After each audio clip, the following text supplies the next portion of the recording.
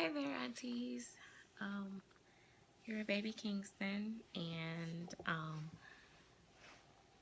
oh my gosh. So the other day I was looking on. I'm gonna change him in his nightgown, and then I'm gonna feed him. There. The other day I was looking at Facebook on my personal page, and I was looking at some baby pictures and real baby pictures, and so I come across this baby, and I believe the baby was Caucasian. I think it might have been, I don't know, it might have been mixed or whatever. I don't know. But anyway, the baby was very like reddish, pinkish, the skin tone and the face and the hands, but the hands were a little white, but the rest of the body was like more pinkish and reddish. And then it had this really, really yellow nose. I mean, just right here was the only thing that was really yellow, like the color yellow almost. And I thought to myself, oh my gosh, I was thinking to myself, like, that is the most unrealistic thing I see people do on reborns is they go too yellow on the nose that doesn't blend in with the skin tone. Well, I stand corrected. That is not realistic, and it is so. That is actually, some babies have that skin tone, those colorings. So the reason why I thought, oh, I would share this with you guys because um, it was another topic that came up on Facebook about modeling, and they were saying that technically healthy babies are not modeled, and the babies are usually sick when they're modeled, heavily modeled, that's a sick baby, not a healthy baby, blah blah blah blah blah. And it was, a nurse brought it up, and she had all her facts and everything together, and it was very interesting information.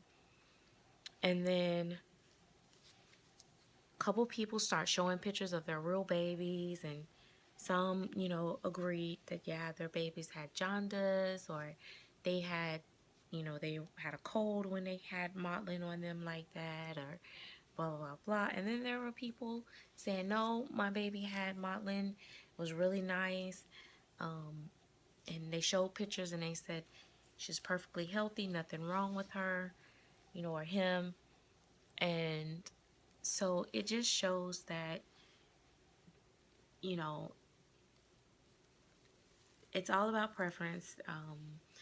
It can vary from one child to the next, or, what you've seen in your lifetime, or what you consider to be likely for your baby. And at the end of the day, we have to keep reminding ourselves as collectors that these, most, not all, some people just do it for fun, but most of these people are real artists, and it's their vision and it's how they view things. And artists can often view things differently from us too. And so that is what we're buying, is art. And so, it's just going to vary. So you just have to find, the artist that you like, their style, and go from there. And I need to stop saying that certain things is not realistic, because um, unless I really know what I'm talking about, because I really thought that was so unrealistic. And then when I saw that, I was like, oh,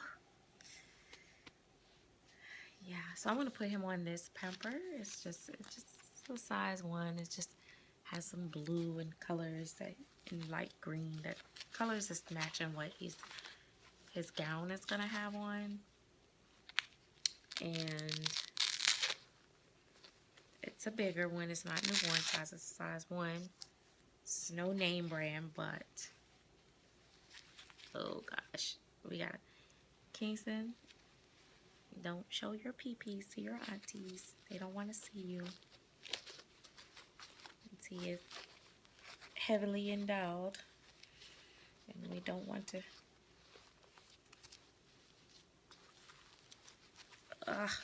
Okay, that didn't work out.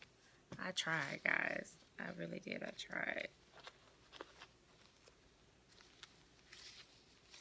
No. There we go. One thing that that is probably one of the biggest things that I've learned in collecting silicone. For me, that's one of the biggest things that matter the most to me is, of course, the way they feel. I'm not going to even tell you any fib,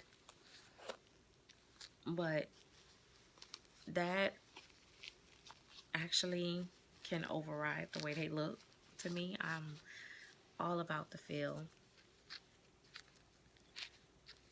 Okay, so I did that to match his.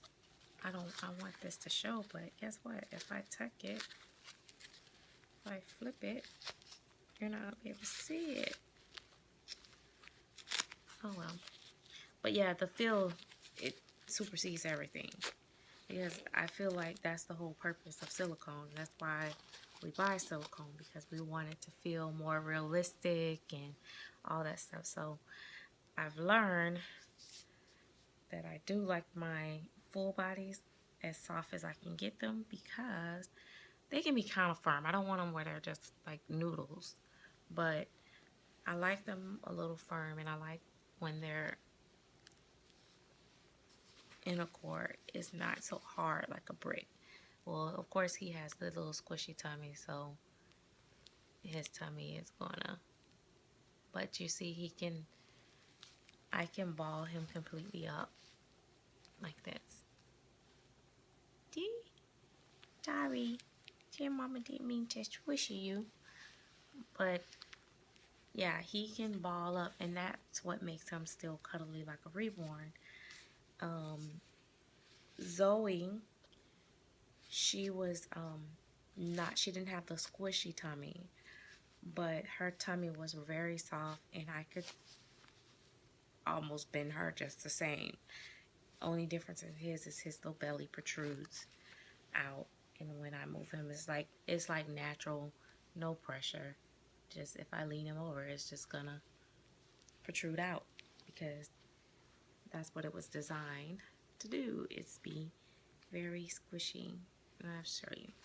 Look, I'm gonna push it in, and you see it takes its time coming back up. Push it in, and there you go. And in. There we go. All right, Kingston, you seem like you got a good, well belly. And this is okay, because when you take them to the doctor's office, they always pull their diaper area down, and they feel down there and all that and stuff, and they do that, so that's okay. He is okay. So I'm going to put him on this gown, which looks like it's really big. It says one size, but good Lord. It's like a giant. That's okay. Let's see what it looks like on him. See what he looks like on him. Another thing is the whole thing about the hair falling out and all that stuff. I do like when silicone artists root deep. I hear people saying they put hats on them. They don't want to, pull the hats over their head because they're going to lose hair and all that and stuff. When I change Kingston, I don't see hair on his clothes and stuff like that. But, I still, tread with caution. I do know it's not sealed. He's had his hair washed before. I just, I'm still very careful, and I don't try to do that much. And that's why I had a request to do a bath with him, but I really don't want to bathe him right now again, because he's already had a bath this year or last year, and it was towards the end of the year. So I really don't want to do that. And as much as I love to entertain you guys and do stuff for fun for the camera. I have to protect my investment. So whenever the next time I get ready to do a bath, I will try to make sure that I do it on camera for the auntie that requested it, because I was going to do it and then I thought about it. I'm like, you know what? He just had a bath, and because he don't get sticky, anything don't really stick to him.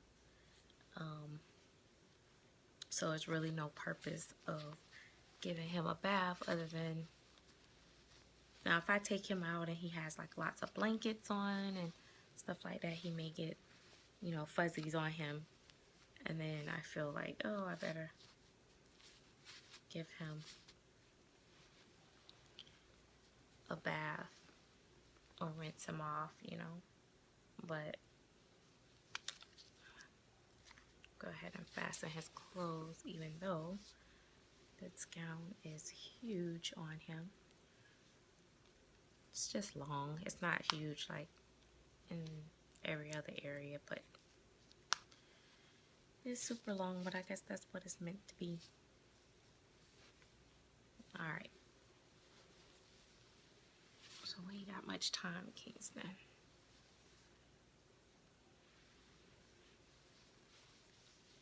You wanna pop up?